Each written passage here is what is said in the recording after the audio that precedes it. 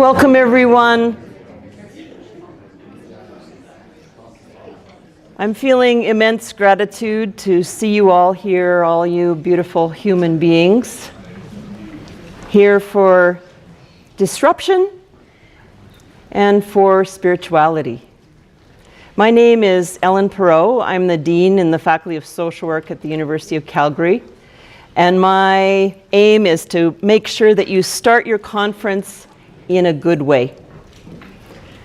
I just came from a few minutes of yoga on the 7th floor with George McFall. And if anyone can join us tomorrow at 7:30 in McKimmie Tower, you'd be welcome.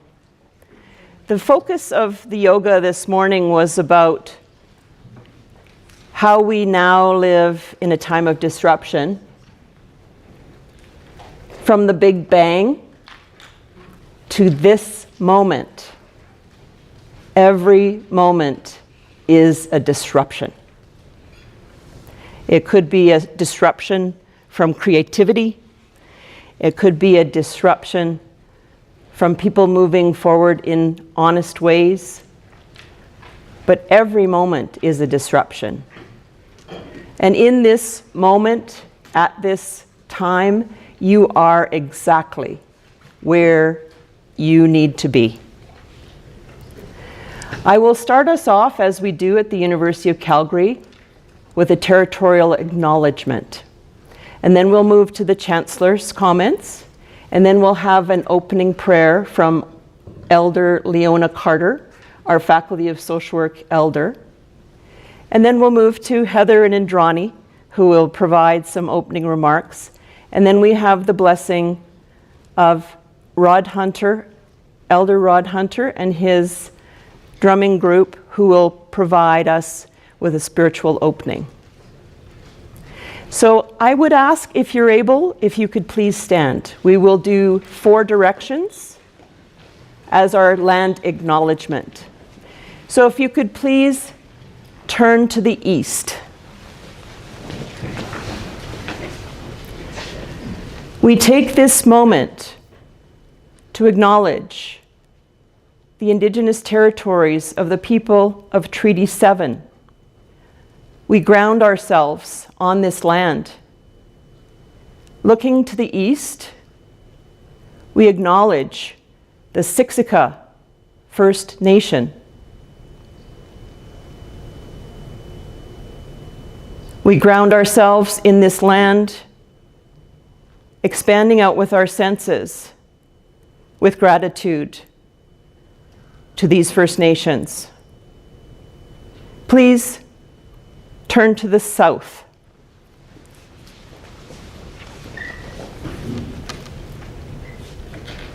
Here in Mohkinstsis, to the south of us, is the First Nations of the Kainai, the Piikani, and the Tsuut'ina First Nations. We bring gratitude to those Indigenous peoples who have forfeited their land so that we may be here today. Please turn to the west.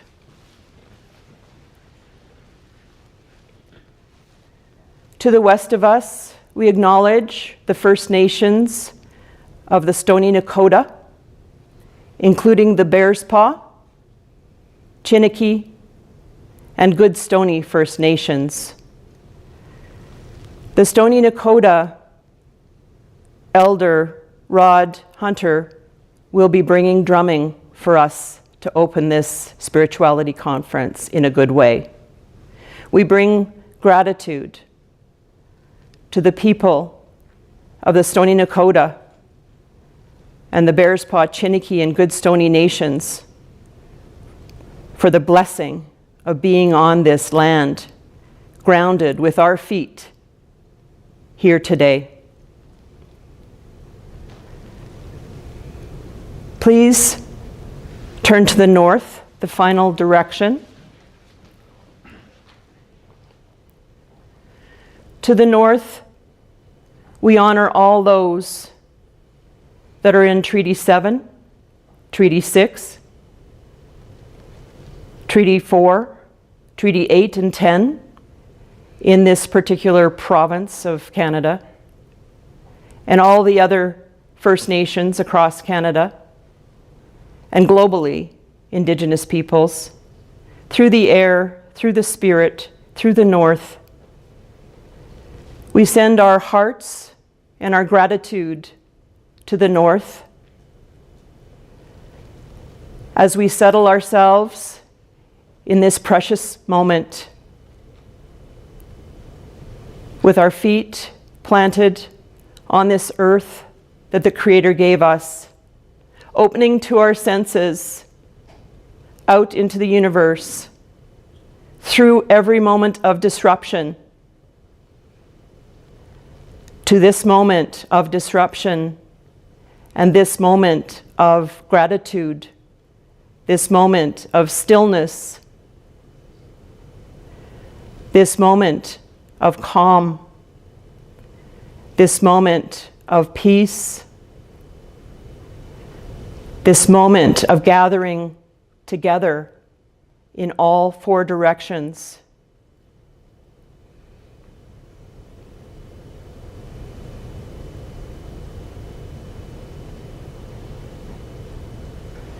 Please circle and come back to where you were.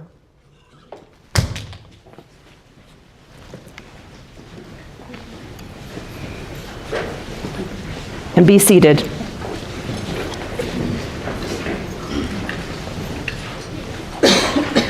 I have the honor and pleasure of introducing our Chancellor at the University of Calgary, Jon Cornish. Jon?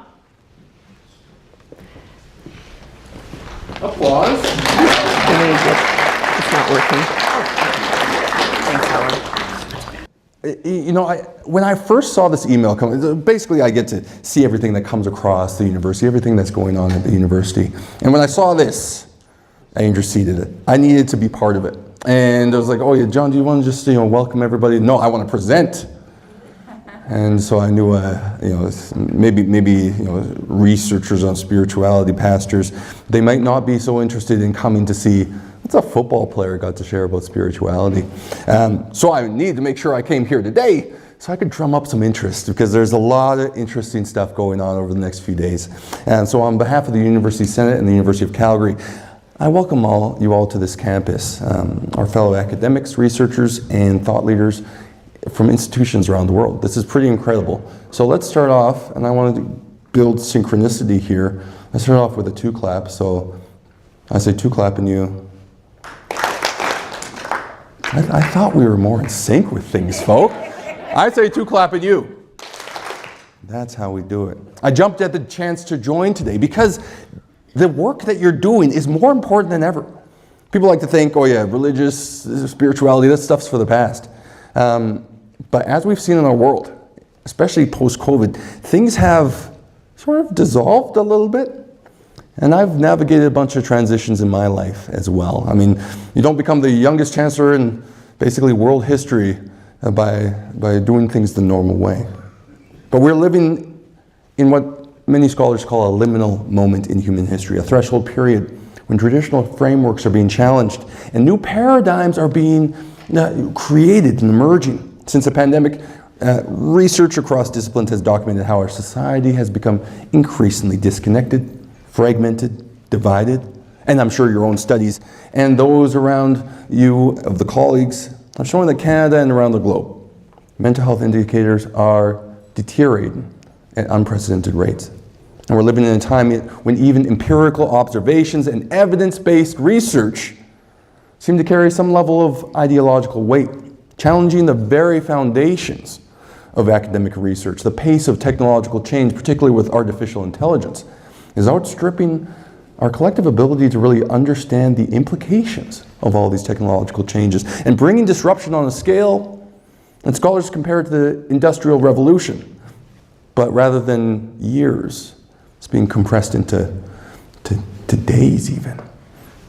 Academics and researchers, you understand these aren't just societal challenges, they're profound questions that sit at the very heart of philosophy, psychology, theology. neuroscience, and countless other disciplines. So how do we as scholars respond to this moment? You all know the answer. You've traveled here for a reason. From universities and research institutes across the globe, what you do is what scholars have always done. You seek understanding.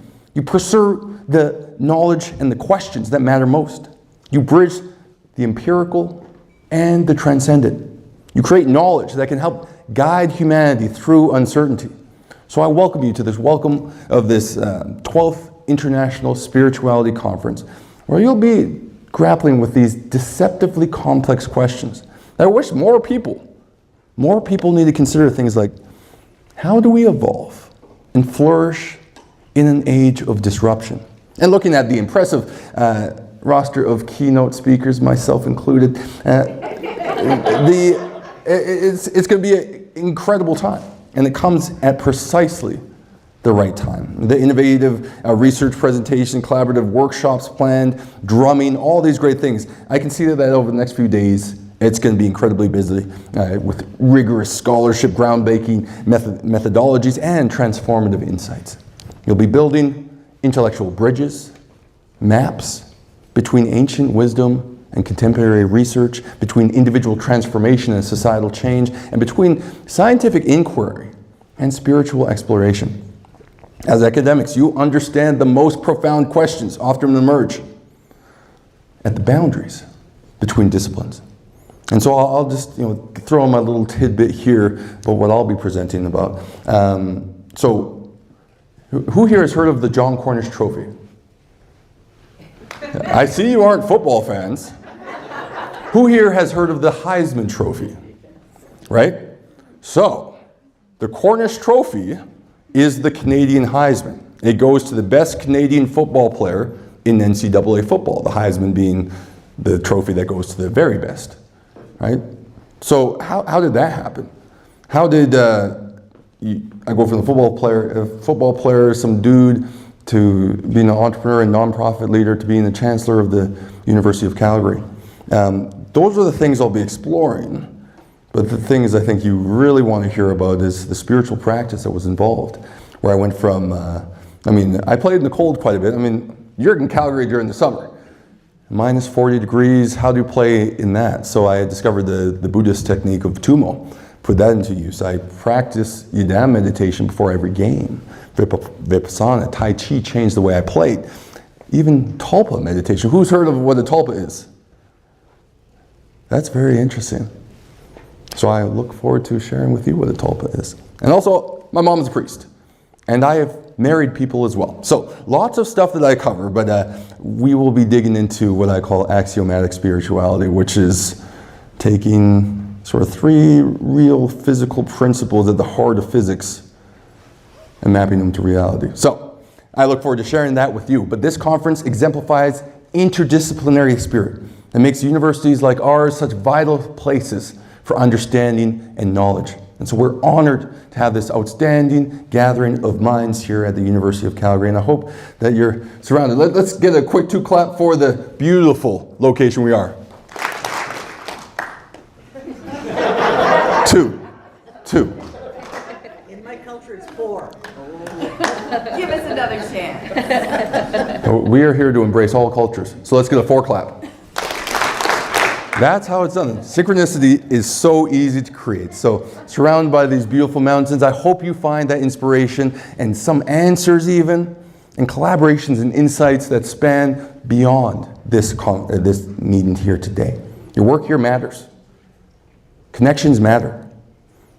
The ideas you generate matter.